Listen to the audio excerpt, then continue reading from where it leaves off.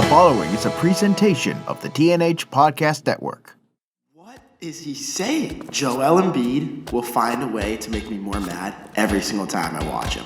Last night he was quoted saying, "Chemistry on a basketball court is overrated. As long as you have good basketball players, you'll win." That makes no sense. See, that's just funny to me. Obviously, none of us think that's true, but I think that's just funny that he just came out and said that. The NBA has been impossible to predict, and I'm not condoning sports betting because I personally do not partake. But if you're going to bet on any sport, don't bet on basketball because it is so unpredictable.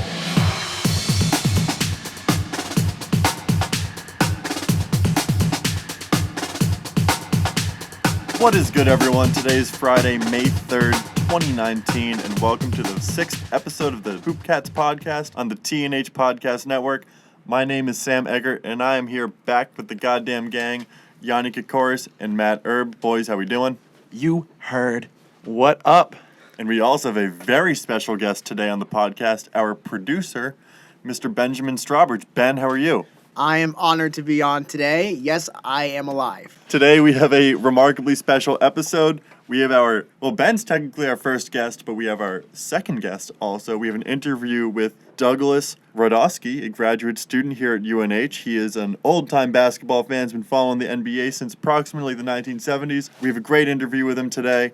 Let's start off the podcast, though, with the NBA playoffs. Guys, our Celtics, they're playing the Bucks right now. First game went pretty well. Second game did not go so well. Yanni, your 2 cents. I just don't know what to make of this series. It's going to be mind-boggling. Every single game is going to be a new chapter. You can't walk into one of these games and expect the same exact thing as the last game. You can't expect Kyrie to have a 4 for 17 game, 2 games in this series. You can't expect Al Horford to absolutely babysit Giannis every single play down the court for 48 minutes in a basketball game. That just doesn't happen every single time. However, I do think the Celtics have the upper hand in the series. You take the first game at Milwaukee, a place where nobody wins. It's like walking into Bobby Flay's kitchen and walking out alive. It's a whole story of nobody comes out with wins. And the Celtics got the first one. All they had to do was split, in my opinion. They won the first one very convincingly. A lot of people had them 4, maybe even 5. All they had to do was split this game. It's a 7-game series. It's a process. Celtics are looking good. I have no complaints. Yeah, I think Yanni just said it really well. Kyrie Irving's not going to go 4 for 18 or whatever it was every game. Very rare. I just absolutely adore how Al Horford can go from being like a borderline all-star in the regular season and then be the best player in the league at some points with the way he guarded Giannis that game. That was one of my favorite games I've ever watched, that first game. Unfortunately, the second game they lost. I think they won by 21 or something, and they lost by 20, something like that. Yeah, something really close. So they got to be more consistent with that. And I think Giannis didn't do such a good job the first game as well. He really came out. Chris Middleton hitting 7 threes. I think the Celtics have to really do a better job guarding on the perimeter when Chris Middleton starts getting hot. And I think Aaron Baines and Al Horford really need to come through and pack the paint. The big thing with the Bucks is you game plan so you don't let Giannis beat you. However, you have to let the other guys beat you, and that other guy can't be Chris Middleton. Chris Middleton is an all-star, people forget, and the guy can shoot the lights out from deep, which is exactly what Giannis needs. He needs someone on the wing who can catch and shoot. Guy went 7 for 10 in game 2. It's absurd. Shot the lights out. Yeah, one thing I forgot to mention is that whenever Ben's going to say something on the podcast, he's going to do a dab. So, Ben, do you want to do a dab and say something? Nice dab. Thank you, Sam. I will say that the game series wasn't as close as we had hoped. It was like 21 or 23 when the other games have been like 7 or 10. But one thing I think we need to keep in mind, we got to play these games by year. One game we're going to do well, one game we're not going to do well, and I mean, if this is the kind of margins we're facing, then we have to acknowledge that the Bucks are doing a good job. And we've got good players, they've got good players. And as someone who's a relative outsider to basketball, kind of ironic since I produce a basketball podcast, I'm just rooting for my guys, the green leprechauns guys. You just got to take it by day. You can't just look at one game and be like, this is the trend going forward. This is the future of this series. Because who knows what the margins will be next game. We don't know whether the Celtics will smash the Bucks by 40 points or whether they'll eke out another 2-point win. We've seen games. The Raptors against the 76 in game 2, the 76ers won by 5 points. And then you look at the next game, the 76ers won by like 21. So You can't just look at it as a trend because nothing is consistent in this sport. Absolutely nothing. Yeah, Ben, you raise a great point because the NBA has been impossible to predict, and I'm not condoning sports betting because I personally do not partake. But if you're going to bet on any sport, don't bet on basketball because it is so unpredictable. So moving on, let's talk a little bit about the Nuggets-Blazers series, where the series is currently tied 2-2. Dame was really good in the first series. Hasn't been as polarizing this series, I'd say. But we've seen some good basketball from Jokic. Jamal Murray's been playing pretty well. Yanni, Matt, what's your take?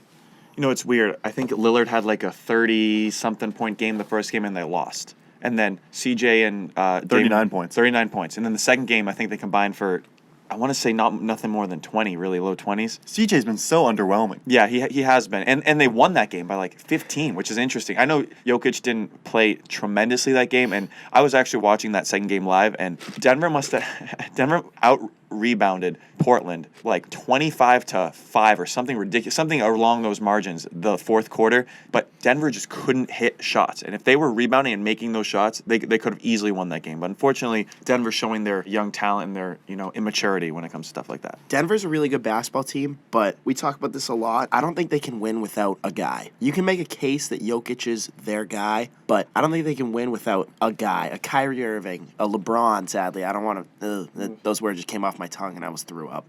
But you need a guy that has been there, a guy that can score at will within 2 minutes left of the fourth quarter, and you need a guy that is going to play hard no matter what. And they just don't have him. I wish they did. We actually just came back from Colorado a few weeks ago. City of Denver was not buzzing. I'm expecting a lot more out of Denver when the Nuggets are playing and the Colorado Avalanche are playing. Denver, show up. What are you doing? It was almost like everyone was stoned when we were out there, honestly. So weird, huh? Sam, let me ask you a question, because I know you're a big fan of the Trailblazers, especially CJ McCollum.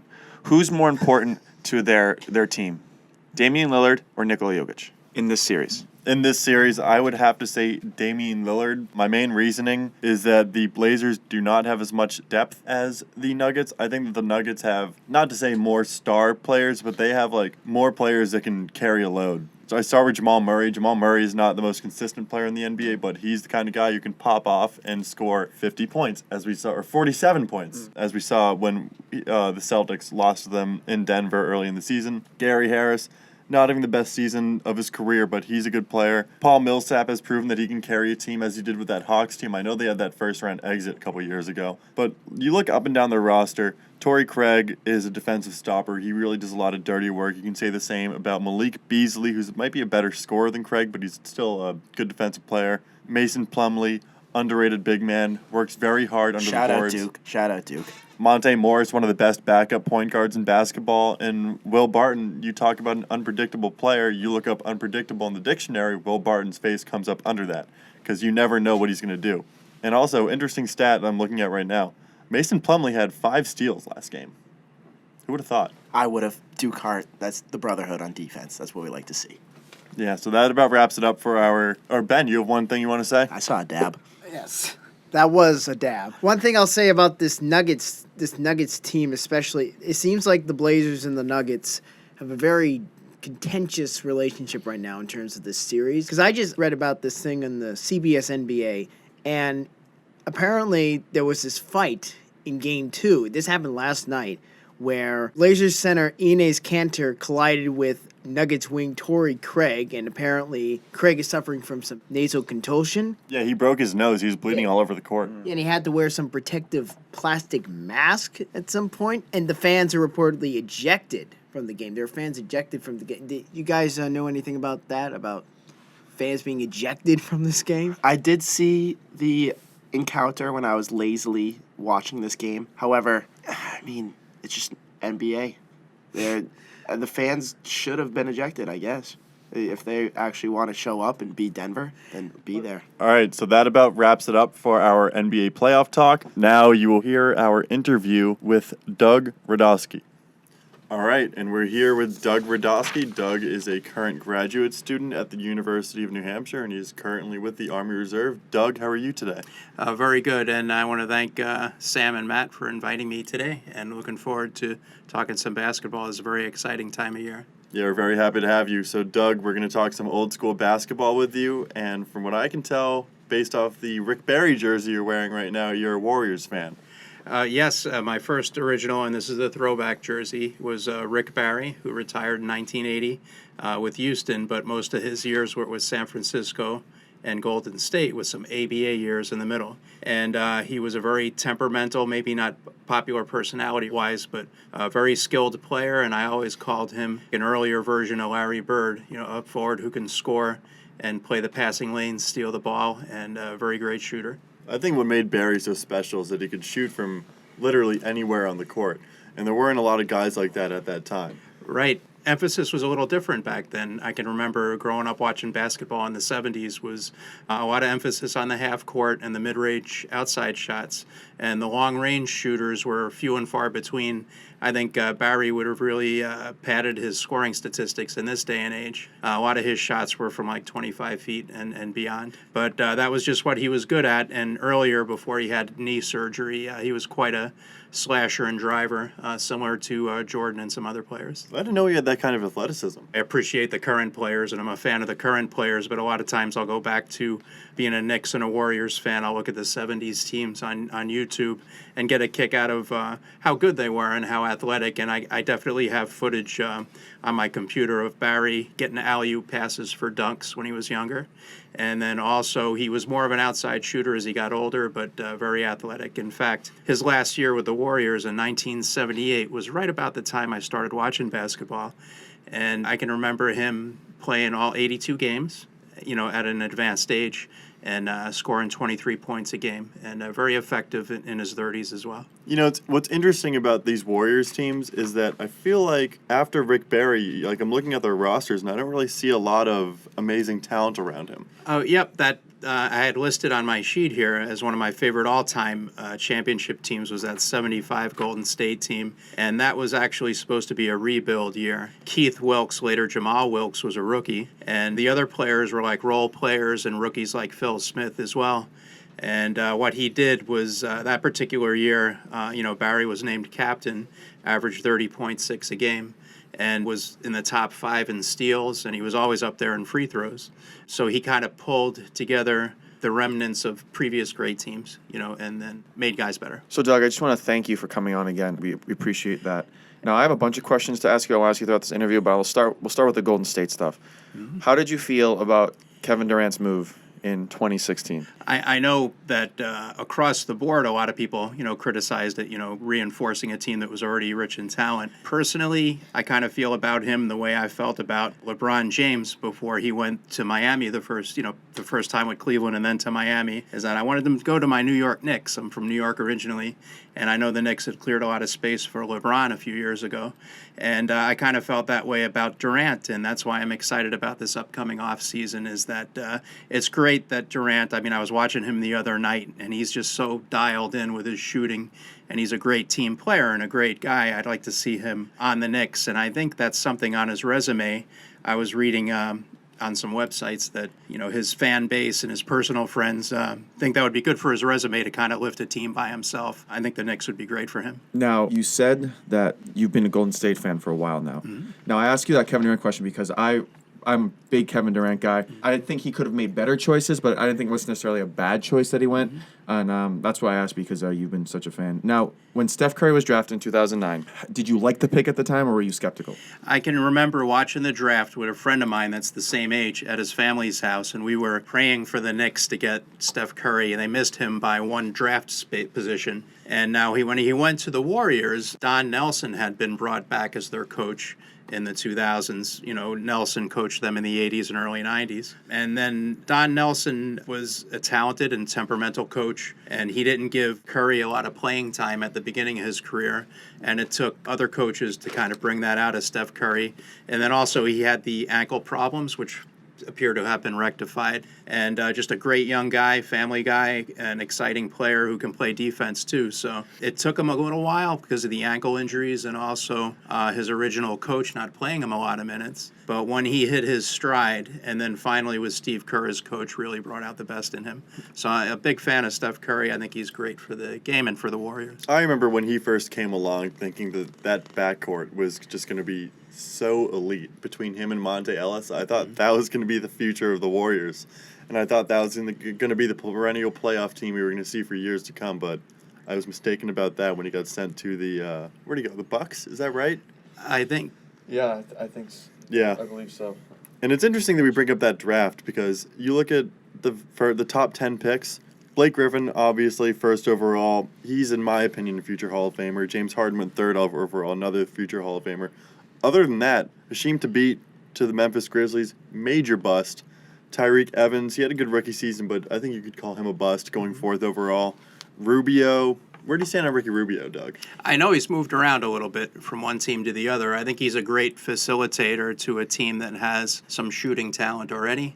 And I think he's at a point, my belief is with professional basketball players is once they reach the age of 30, that's a good time in their careers because they're young enough to still have their physical skills and they're old enough to have the experience. So Rubio, who I think is 30 or older by now, Yeah, approximately. would be an excellent fit for a team that needs a stabilizing point guard and then, can build talent around him. Yeah, I feel like if you put Ricky Rubio with the Orlando Magic, I think they'd be a lot better. I think they could be like maybe a 5-6 seed in the East this year if they had Rubio instead of DJ Augustine. Not to knock on DJ Augustine, but he's been a backup point guard for however many years, and Rubio's been like a borderline all-star. So I don't know. That's just a random thought of mine. So moving on, Doug, you're a big Michael Jordan fan. Yes. I know you and I agree that he's the greatest player of all time. Matt, just remind me where you stand on that debate. Well, he is absolutely the greatest player of all time. There's no doubt about it. But I want to know how you feel about people who think LeBron James or anyone else think he's the greatest. I've always favored Jordan just because I'm an older fan. And I don't want to say I grew up watching him because when he came into the league, I was already an adult. I enjoy being an older fan because I remember a lot of cool stuff. So where I stand on that is the way LeBron James played last year, where he pretty much pulled that Cleveland team, right to the finals. I was right on the brink of saying that LeBron, I might go with LeBron as all-time greatest. I was a little put off by that incident where he got frustrated after game one and then injured his hand in the locker room and then wasn't able to shoot outside the rest of the series. So I'm not diminishing him on that account. I do feel like Jordan, the way I'm sticking with him is that I noticed he played 79 to 82 games most of his career. And while the tendency these days is for a lot of players to get rest late in the season.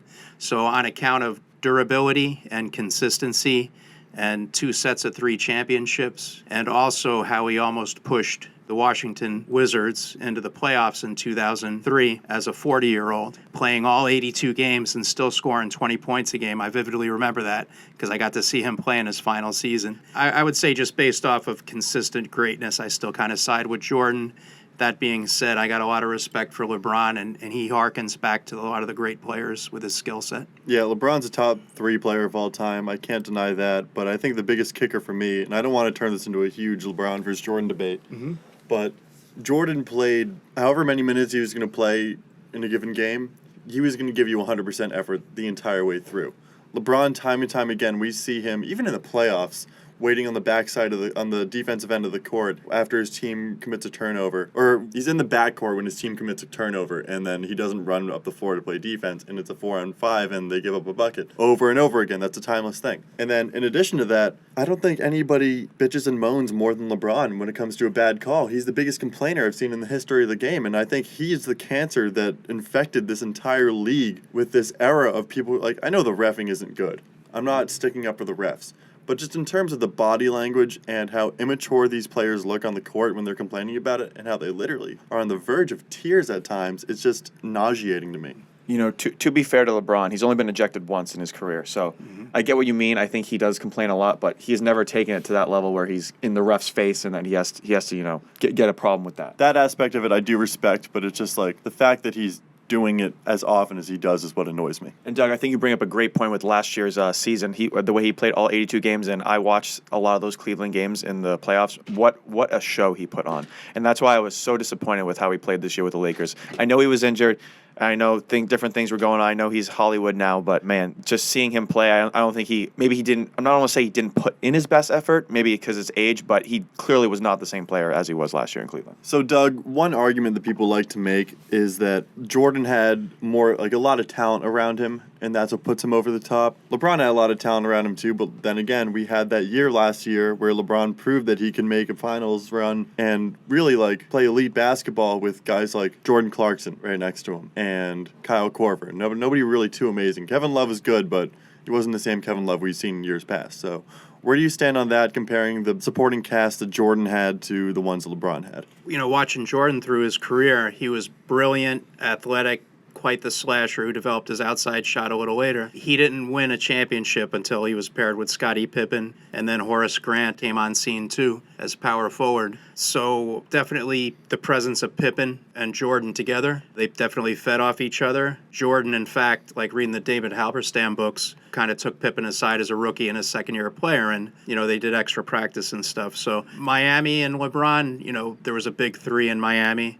with the Chris Bosh and who was the Dwayne other? Wade. Dwayne Wade, thank you. So I thought a lot of times LeBron had a strong supporting cast too. So you could make that argument for both of them. They had strong supporting casts. The reason I kind of side with Jordan is just the consistency of 2 sets of 3 consecutive championships and also, playing all 82 games on a regular basis or close to it. Jordan definitely benefited from the presence of Pippen. And again, like you guys, I'll concur with you guys as far as LeBron's season last year. I thought it was fascinating that he was going to the Lakers this year because he was essentially Magic Johnson on that Cleveland team last year. They let him run the point, bring the ball up the court, and do everything, set up the offense, set the table. So I think LeBron had a very exciting year last year and then played all the games to his credit. So it's close. I still kind of side with Jordan. Yeah, I think one aspect of it that makes me side with Jordan more too is the fact that it was always him and Pippen. It wasn't him and Pippen and then the next year is him and Drexler. That was never it. With LeBron, he had the Wade and Bosh era, and then he had the Irving Love era, and now he's with the whatever you call these Lakers era. I don't know what it is, but that's kind of where I stand on that. So Doug, you brought a couple of books with you today. Certainly, and I really enjoy these, and I hope the younger students on campus too. A lot of times I'll reference Bill Simmons' book of basketball. I don't know if he's done an updated edition yet. This one was like 2010, where he profiles the history of basketball. He has his pyramid of great players. It's very entertaining and informative. So he adds his own kind of sardonic sense of humor in the book, comparing players to adult film stars and stuff. Not my cup of tea, but some of this stuff's genuinely funny and also statistically accurate. So, he breaks down the career of Jerry West, for instance, who retired when I was a kid. And it just brings back memories and how voluminous of a book this is. Bill Simmons must have spent years putting this together. And I suspect he'll come out with another one updated at some point. Can I read a brief excerpt here? I would love to hear it. Since I'm a big Rick Barry fan, and then the argument against Barry was just personality-wise. He wasn't too supported by fans or even his teammates. In the book of basketball, Bill Simmons ranks him 26 on the pyramid of all time. I love the top 100 list. Yeah. And so what Simmons did was made a dinner party a metaphor for Rick Barry's career, and here it is. If Barry's career was relived as a 12-person dinner party with Barry hosting, then the following things would definitely happen. Dinner would start late because one of Barry's chefs quit that afternoon. Everyone would comment on the table looking absolutely fantastic. 2 guests would storm out during appetizers after Barry makes an inappropriate joke about one of their kids. Another couple would leave before dessert because Barry keeps arguing politics with the husband and won't shut up. There would be multiple awkward interactions with Barry second-guessing one of the waiters, and the rest of the guests would ultimately decide to ignore the BS and savor the wonderful wine and good food and ports. Surely they would gripe about him the entire way home, but a great meal is a great meal. I just thought that's hilarious and spot on for his personality because he was a brilliant player, just an agitator. To the fullest extent, but it's funny because Brent Barry is a pretty well-liked person, his son. And I followed his career closely because physically and skill set-wise, he was just like his father.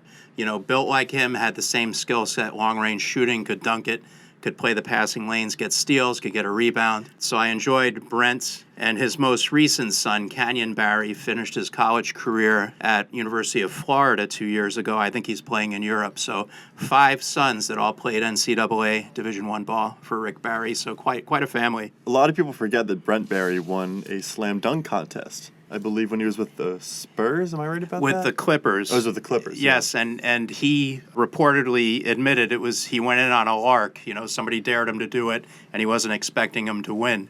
And then he put on quite a performance, so he could definitely put some air under his sneakers. So, Doug, you're a Knicks fan. I want to talk about those old Knicks teams. Would you say, like, the Bernard King era was your era? A little before that, in the late 70s, Red Holzman was still the coach. Phil Jackson was still a power forward coming off the bench. They still had Earl Monroe. And when I used to have a little cable TV in my bedroom where I grew up, and when I was supposed to be doing homework, I'd be watching cable basketball, the Atlanta Hawks, and sometimes WOR and the New York Knicks. So this was right around the time Magic Johnson and Larry Bird were rookies, 79-80 season. So what had happened was Red Holzman got released as coach or convinced to retire. He was the championship coach of 70-73. They brought on Willis Reed, who was the great championship player, had 2 rings with them. He had some difficulties coaching. They brought Holzman back, and he actually got them into the playoffs again in 80-81 with a strong team. So they were down for a couple of years. Then they acquired Bernard King, high-scoring forward, originally with New Jersey and then Golden State.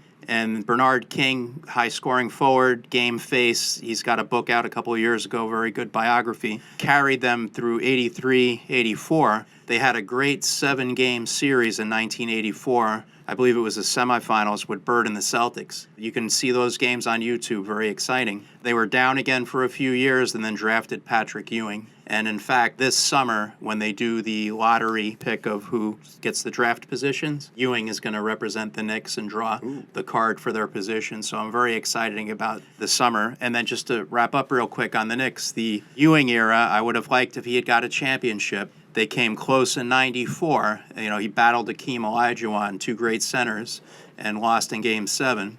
In 1999, the Knicks made an 8th seed run to the finals. It was very exciting. Ewing was on again, off again injured. If he had been healthy, I think they could have beat the Spurs. So this is a little bit random, but just a player that I want to ask about, because anybody who plays NBA 2K and has done a custom jump shot is aware of Dick Barnett and his jump shot. I just want to ask you what it was like to watch him live, because he had that crazy, he jumped 30 inches in the air and kick both of his legs back. I want to hear you describe it. What I know of Barnett was what I watch on these old videos, and also what I read in my selection of New York Knicks books. There's been a lot of them, but he was a favorite of Red Holzman because he was a veteran player, a guard, 6'4", could play tough defense with the other Knicks, and also had this outside shot. And the thing with Barnett was he was a big influence in the locker room.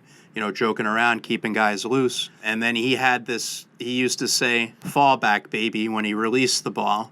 And he'd bank a shot in and say, fall back, baby. That was his way of saying, this shot's going in, fall back on defense. So that was his little clutch phrase. And he had retired and became an assistant coach a little before I started watching, but I see a lot of video of him. And he was a great compliment to Frazier, who was the point guard and defensive specialist. So, Doug, one last question from me about the Knicks. Mm-hmm. How did you feel about them trading Porzingis this year, and what is your ideal perfect offseason for the Knicks? And I want to get your draft. Let's say they get the number 1 pick, who do you think? What's the deal with that? Ian Begley, I check out his social media. He's an excellent analyst for the Knicks full time. So what it's looking like is that they may draft somebody, and I'll try to take your questions in stages here. They may draft somebody like Zion Williamson and then package him if they can get a hold of somebody like Anthony Davis, who would make a huge impact on any team. But what I would like to see them do is keep a couple of the young talent that they have, like Mitchell, not to say anything bad about the others. If they can keep those 3, draft somebody, and then sign 1 or 2 of these superstars. I would prefer to see, as far as drafting and packaging and trading, I would like to see them draft somebody, keep them with their young core, and then possibly sign a veteran superstar like a Kevin Durant. So they have 2 spots for max free agents open this year. Mm-hmm. So you live in New Hampshire right now. You get to watch Kevin Durant marriage in New York. I think that would work out great, and I am impressed with Irving, and I do like the job Irving's doing. He's kind of a throwback player to the old Celtics, and that he's unselfish, and I'm on the Knicks with another superstar like Durant. And so much of professional sports is there's the talent. It's important that when they bring in the team together this year, make sure it's guys that fit together. So you talked about the draft for a little. Let's say the perfect scenario happens and the Knicks get the number 1 pick, and most likely the number 1 pick is going to draft Zion Williamson. Are you saying that you would trade Zion Williamson, and without giving up the 3 young core you mentioned, would you package Zion Williamson with, let's say, a DeAndre Jordan or whoever for like an Anthony Davis? Would you give up that? Let me rephrase that. Would you give up that Zion Williamson for an Anthony Davis? I'm not sure as a contemporary general manager because it's a business and they have that mindset. I would prefer to keep somebody like Zion Williamson and then bring some free agents and then keep a couple of guys. Anthony Davis is a great player. Impact, he's like a power forward that can do it all and run like the wind. So he's going to turn around any team he's on. I'd prefer just personality-wise to draft somebody, add them to the core, sign a free agent or two, and go from there. And Fizdale, incidentally, is a dynamic young coach. I think he's going to connect well with young players. So here with us now, we have the third member of the Teenage Hoopcats team. That is our good friend, Yanni Kokoris. Yanni, welcome. How are you? Doing fantastic this morning. Lost my voice a couple days ago, so stay with me, folks. But woke up a little late. We're here now. We're ready to talk some basketball. We're glad to have you here. Doug, you also mentioned that the 73 Knicks and 75 Warriors are your favorite teams of all time. Would you like to delve a little bit into that? I spoke a little on before on that 75 Warriors team. I can remember Rick Barry having like a perfect year for him, 30.6 scoring, and then the next highest score was like 14 with Keith Wilkes. But what he did was, personality aside, his skill set was to the point where he made other players great. And statistically, if you look at probasketballreference.com, I look at all the time, and also the YouTube videos, Barry could play today, and I thought he elevated the other players. The 73 Knicks I'm a little sentimental about because I can remember like my uncle and my older cousins, and when I was a little kid, talking them up, because Barnett had a lesser role at that point. They had brought on Earl Monroe from Baltimore, and those two people speculated would need 2 basketballs to get along. While Monroe, deferred to Frazier unselfishly and ended up scoring a lot anyway. And what that team was, the team that most resembles those 73 Knicks to me is San Antonio, coached by Popovich the last few years, in that he has players who are over their egos, who are veterans, who share the ball. Ginobili, Duncan, Parker, plus all these role players. So the team of today that I see that is most like the 73 Knicks was the Spurs. Unselfish, and also I'll give a tip of the hat. Portland is 77 with the David Halberstam book, The Breaks of the Game, and Bill Simmons mentions that too. Was a 77 Portland Trailblazer team when they took down Philadelphia. Was just great teamwork led by Bill Walton. And who else do they have other than Walton on that team? Maurice Lucas, power forward. Bob Gross, small forward. Lionel Hollins, point guard. Dave Twardzik, Johnny Davis, Larry Steele, Lloyd Neal, and they had a lot of the original members of the 1970 Portland who are still with the team. And the thing that made them exciting was their teamwork, and then you had a center, not unlike Nurkic of current Portland, who could pass, block shots, Bill Walton, and direct the offense as well as be unselfish and score when he had to. So Bill Walton was a fascinating player, the tallest Grateful Dead fan on record. And I really like to hear him broadcast games too, but he was very exciting as a player. So Portland 77, 73 Knicks, and also 75 Warriors. But that's the voice of an older fan, and I definitely respect the newer teams like Golden State and Denver and Portland, who I'm watching a lot of now. A lot of great young talent out there. So I think it's about time we touch on the playoffs that are going on right now. We can get a couple of your takes on what's been going on. And one team that I want to focus on is the Philadelphia 76ers. And I think, Matt, you could probably touch on this more than me right now. Yeah, so I think the biggest thing with the Sixers-Raptors is Kawhi Leonard and Joel Embiid. Whoever shows up more will win for their team. But I'm going to take that back because Kawhi Leonard really needs to go off because Kyle Lowry, honestly, has been a bit of a disappointment this playoff. I actually don't like Kyle Lowry now that I've seen. After he hit that 0-point game, I was like, I can't be with this guy anymore. Unfortunately, the 76ers have a little more help. Any one of those, I would even say 5, I would include JJ Redick too, can go off at any point. Ben Simmons, all those guys. So for me personally, I think I have the 76ers winning this series the way things have been playing, and I trust that core group instead of Kawhi Leonard. Not to mention Mike Scott has been playing well. I hate Mike Scott probably more than any player in the NBA. He's probably one of my top 10 or bottom 10 hated players. How would you phrase that? Top 10 hated. Yeah, Top he's 10 hated. easily my top 10 most hated players, but I got to respect what the guy's been doing, especially in that Nets series. He was a pretty dynamic force, but I think if they can get good minutes from their role players, because they're only going 8 deep right now, they're not even playing McConnell off the bench. I think if they can get a good play out of Ennis and Scott especially, they'll do all right. And maybe Boban. A little bit of Boban action, who knows? But I think what the real kicker for the Sixers that I noticed in the little bit of the game that I watched last night is you can't play anybody who's shorter than 6'4" against them, even when they have Redick on the court, because they're going to put Simmons on your point guard. Ben Simmons was guarding Fred VanVleet last night. 7 inches taller. Yeah. A full 7 inches. Quite an advantage.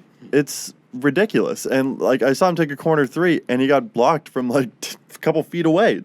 It's ridiculous. Joel Embiid will find a way to make me more mad every single time I watch him. Last night he was quoted saying, "Chemistry on a basketball court is overrated. As long as you have good basketball players, you'll win." See, that's just funny to me. Obviously, none of us think that's true, but I think that's just funny that he just came out and said that. What is he saying? That makes no sense. Doug, you can touch on this. Teams of the past, great chemistry.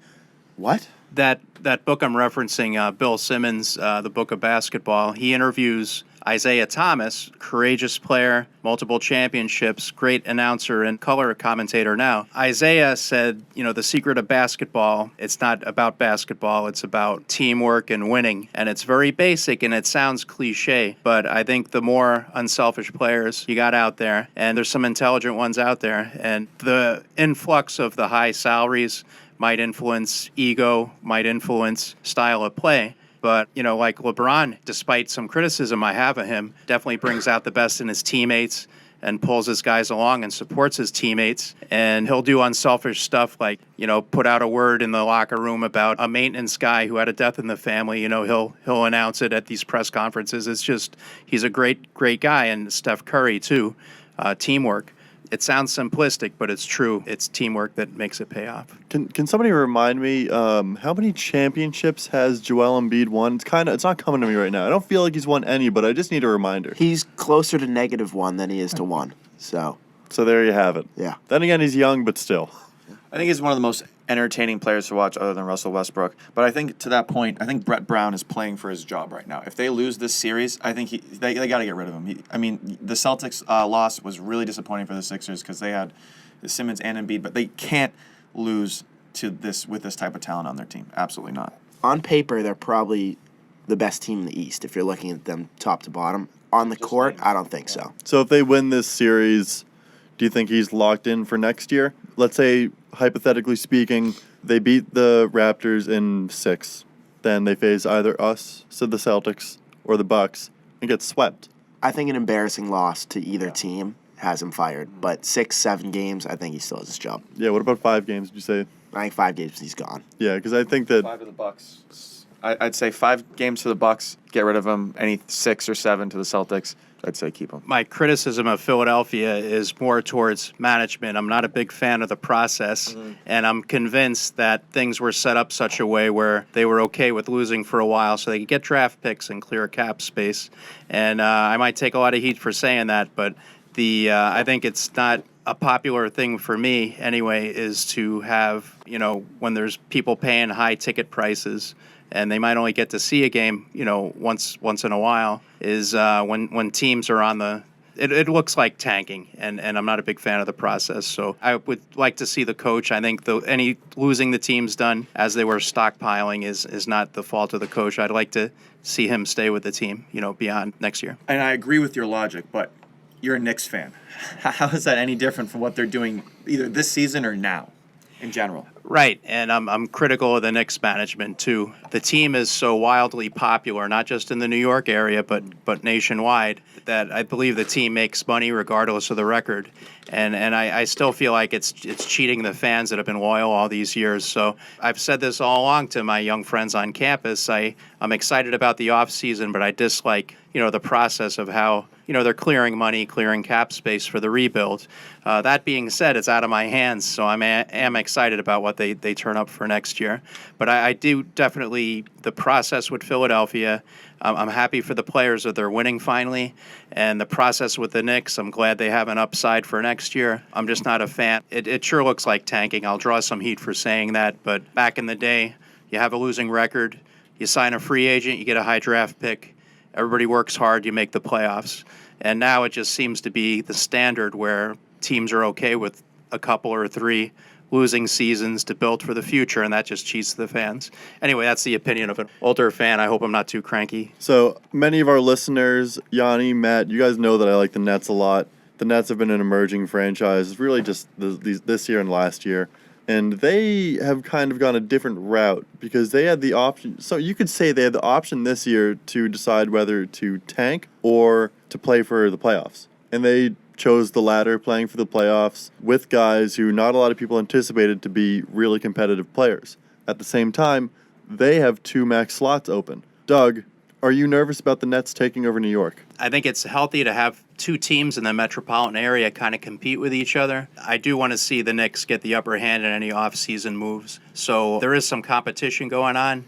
And it would be disappointing to see the team across the city, get something the Knicks wanted. I'm kind of waiting back to see what happens and hoping for the best for the Knicks. Yeah, because I think the Nets are on the verge of becoming like an established franchise with a well-run front office, a smart general manager in Sean Marks, and one of the more respected coaches in Kenny Atkinson. And the Knicks only have one aspect of that, where they have a well-respected coach in David Fizdale. But the rest of it is hooey. I mean, they're really in shambles, and they're relying on Kevin Durant just saying that he wants to play in New York, and there's really not much else to it. But that's just where I stand on it. The thing I like about the Nets the most is they are just the land of misfit toys. They play with a chip on their shoulder, and they want to win every single time they step on the floor. They're the most hard-pushing team in the whole entire league, and they gave the Sixers a run for their money. Yeah. And that was a series I loved watching. That was entertaining. I don't think anybody thought that Jared Dudley, of all people, would be a talking point in these playoffs. Exactly. Love them. Great for the NBA in the first round. I couldn't agree more. I love seeing LeVert play really well, too, because I was so excited about him in the beginning of the season, because he has been a player who's dealt with injuries his whole career. And in the beginning of the season, he was playing like an all-star. I think everyone can agree on that. And then he has his dislocated foot. He's sidelined for 3 months, comes back, he's not the same. Then we see him in this first round. He's the best player on the floor at times by a significant amount. And that's competing with guys like Embiid, who I know is great, Butler, Simmons, Redick, and Tobias Harris, all borderline all-stars, some of which all-star starters, even MVP candidates, and he's playing with them. So that's my 2 cents on the Nets. I got a quick little question for Doug. I don't know if you guys touched on it while I wasn't here, but can you make a quick comment on how the game has changed from the old-fashioned game to the Rockets shooting 47 threes in one game? Well, thanks for that question, because I was not a big fan of the three-pointer at its inception, which was the 79-80 season. That being said, it's not going to get reversed at this point, so I kind of accept it. But the use of it, and this kind of touches on what the Warriors used to be in the late 80s, early 90s, where they were a high-scoring team but couldn't go deep in the playoffs on account of defenses get more clutch and you're into more of a half-court set. So I think the evolution of the game that I've seen was in the late 70s, and it's profiled in these books I brought with me, was the league had some issues to deal with, popularity, drug use, a few other things. It was a salvation to have Larry Bird and Magic Johnson, 2 superstars who were team-oriented, come on the scene. Right about that time, the three-point shot came into play. And I can't be too critical because Rick Barry in his final season had like 6 or 8 in one game. I clearly remember that in his final season. So the game has evolved from the point where, the three-point was something that you could get yourself back into a game in the 80s and 90s. Now it's become like a priority shot. I'm not a big fan of, as much as I like Harden, because he drives to the basket too. He doesn't just shoot threes and is a team-oriented player. But that's kind of like Mike D'Antoni's ultimate masterpiece of work. I think this is what he's been working towards all of his career as a coach, is to have a team that has that high-powered offense, shooting threes. And the Warriors have shown that that can work in this day and age. But I think what the three-point shot has done and the prevalence of the three-point shot is kind of eliminated the importance of things like the mid-range jumper and the half-court set. It's a fact of life, and I buy into it, but the game has just definitely got a cyclical change. I prefer not to see so many, like 40 a game, 50 a game type of a thing, and just kind of take it out of your toolbox when you need it. That being said, these guys are such great shooters these days. It's not unusual for them to shoot threes in the playoffs and make them. Another thing that the three-point shot's taking away, I think, is the use of a true big man, which I absolutely love. I think the NBA is good for the big guy who can score around the rim, who has a nice post move set, all that. Now it's just 1 through 4 and then another 4 who can spread the floor.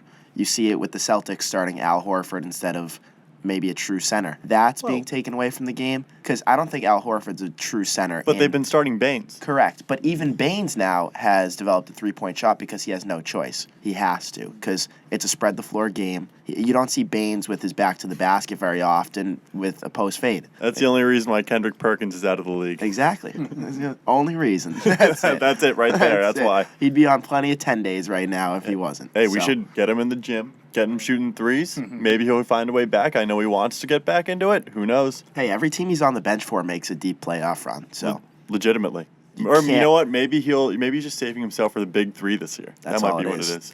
That's the real season. So I don't know what he would be doing in the NBA playoffs. That'd be silly of him. I don't need to get into a big 3 tangent, but I love the big 3. I recommend people watch it. But this leads me into my last question for Doug. While we have you here, I'm totally putting you on the spot right now. Okay. What's your prediction for the NBA Finals this year? I want you to give me the 2 teams and who's going to win and how many games. And a Finals MVP. Eastern Conference, I see Boston making the Finals because they've been up and down all season. And speaking as a Knicks fan, I appreciate the Celtics because I live here. They've been up and down, but I think they've figured it out. I think Gordon Hayward's found his place. I think Irving's a veteran competitor, playoff competitor, got a championship ring. And I think the issue was they were trying to find out where Irving and Hayward fit after their injuries, and they've got a surplus of talent. I think the coaches figured it out, the players have figured it out. So Eastern Conference, Boston Celtics. And I'm going to take a little bit of a sentimental pick. I'm going to say Portland Trailblazers in the West. Damian Lillard is just on fire. He's totally locked in. He's team-oriented. And I think that injury to his starting center kind of polarized everybody's competitiveness and solidarity on that team. So Denver's a tough ticket to get through, but I'm going to say Portland against the Celtics, 7-game series, Celtics win it. And your MVP? I'm going to say Irving, Kyrie Irving, point guard, Celtics. All right, well, fair. We got you on record, so now we can hold that to you. That's fine. So, Doug, it was a pleasure having you on the pod. We hope to have you on again sometime soon. Any parting words? I appreciate the invite, the 3 of you, and you get me started talking about sports, and it opens up conduits in my old brain here, so I hope I didn't go on too long over rants. Hey, this is exactly what we want here on the TNH Hoopcats podcast. Doug, we thank you for having you. Thanks, and I appreciate the job all the students do on this campus, and I'll give a shout-out to all the undergraduates here, and also the faculty, military, and first responders, and this is a great college community. It's a great day to be a Wildcat. Every day is a great day to be a Wildcat. Hoorah. And that was our interview with Doug Rodoski. That was a lot of fun, guys. Doug was a good guest. We'll probably have him on the pod at another time in the future. To close out the podcast, we're going to go over a couple of news pieces from the NBA, if that makes any sense. The Phoenix Suns are closing in on signing Monty Williams to be their next coach. Monty Williams, formerly coach of the New Orleans Pelicans before he got let go by them. And I think he also coached with the Magic for a little bit, but don't quote me on that. Guys, is he going to change this franchise in any sense of the word, or are they still just going to be the Suns? I think they still need a few more years. They're still young. They still have that bottom of the league potential, and they just need more time. That's all it is, more time. In my heart, I really want them to be a good team, I think they'll do well and maybe make it the 8th seed, but realistically, I think it's a great hire for the Suns, but is it really going to change a lot? Probably not. Yeah, I don't anticipate that much. Ben, how do you feel? I think it's too early to really say that one person on this team is going to be the Lillard or the Yanni of the Suns. Nobody can be the Yanni of anything. And that's a fact. Except Yanni. But it's too early to say this team has this star player. Like you said, they have bottom of the league potential. It's all about the teamwork. Monty Williams, Ben, is a head coach. He is not a player. Oh, did I say the Monty Williams? However, he still can't be a Yanni. I'm still the greatest head coach of all time. I didn't know I referred to Williams as a player, but still, there's no one member of this team, coach or player otherwise, that we can really say this is going to lead the team to above bottom of league potential. They're still got to work out the kinks, and again, it's all about working off of each other, dynamics. You know what I read? What did you read? The Phoenix Suns do not have a team chef. What? Wait, they don't... Every professional sports franchise, NBA, NFL, MLB, NHL, probably MLS, probably not the AHL, either way, they all, literally every franchise is a team chef. Jamal Crawford was saying he showed up in Phoenix, and they're like, oh yeah, like, we don't have that here. You just got to fend for yourself. I think once they nourish their players, they'll start going in the better direction, because I don't know how you can be a free agent and want to go there unless you're like Trevor Ariza and they're handing you more money than you deserve. They're doomed. I don't give a crap who they sign, whatever it is. Well, A, they're not going to sign anybody. I don't care who their coach is. I don't care who they draft. I think until they find new ownership, totally change the direction of the franchise, we are going to be seeing the Suns in the bottom 5 of the league for the next however many years they stay with their current owner, because it is in shambles. And I don't know if you've heard about that goat story. Anybody heard the goat story? Ben, have you heard the goat story? The only goat I know is Tom Brady, so please fill me in. So their owner brought goats into their general manager's office as a sign, or as a what's the word I'm looking for? Good luck? As like, maybe not good luck. What do you call that? It baffles me why Devin Booker re-signed with this team. It really I couldn't does. agree more. Yeah. I mean, Devin Booker's he's an all-star. I think he's an all-star. Oh, he's totally an In all-star. the East, he's absolutely an all-star. I was going to say he's a borderline transcendent talent with the things he can do with the basketball. He's just not in a good situation. But goats in the office, not a good look for anybody, for any team, for any sport, for anything. Gross. Listen, I feel like it's one of those things where unless you win, you don't eat. So they're not allowed to eat unless they win.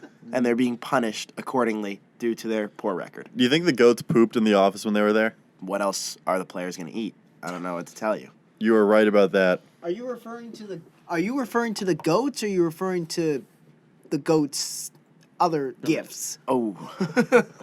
I guess both, right? You have to... Once the goats are gone, the only thing left is their poop. I guess all of this just proves how very little I know about basketball, because I didn't even know these teams had like their own personal chef. So, I mean, I'm lucky to have you guys around that know so much about this kind of stuff. Really quick, Lakers are moving in on Ty Lue. I mean, oh my gosh, I don't even want to comment on this. Cavaliers 2.0. That's going to make me throw up if we keep talking about that, Ugh. so I'm going to end the podcast right here. Ben, it was great having you on the pod. We will have you on again since you're a producer. Thank you, Sam. It is an honor once again. Hey, love this job, man. Love you all. Well, we love Go you too, Ben. Hoopcats. Go Hoopcats. Matt, Yanni, always a pleasure. Thank you. That's how we do. This is how we do it, boys. So that wraps it up for episode 6 of the Teenage Hoopcats podcast on the Teenage Podcast Network. Again, we would like to thank our producer, Benjamin Strawbridge, and our guest, Doug Rodoski. Good night. Good night. Good night. Bon nuit. Oyasumi nasai. Buenas noches. La salama. Wanan. I don't know any other languages. Good night, everybody.